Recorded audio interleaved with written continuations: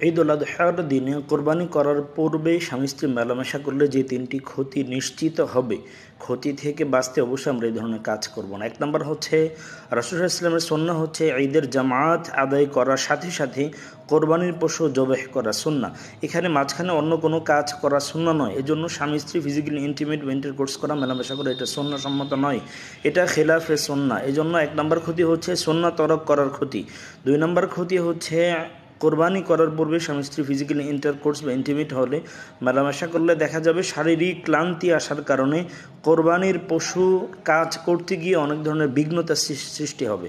তিন নম্বর ক্ষতি হচ্ছে, অনেক ক্ষেত্রে সুন্নাহ তরক করার কারণে এবং এই ধরনের বিঘ্নতা সৃষ্টি হওয়ার কারণে দাম্পত্য জীবনে নানাবিধ সমস্যা লেগে থাকতে পারে এবং পারিবারিকভাবে অশান্তি নেমে আসতে পারে।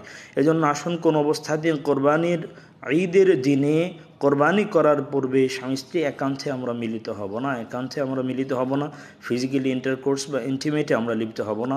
আল্লাহ তাআলা আমাদের দাম্পত্য জীবন সুখময় শান্তিময় করুন, যাবতীয় ক্ষতি থেকে আল্লাহ তাআলা আমাদের হেফাজত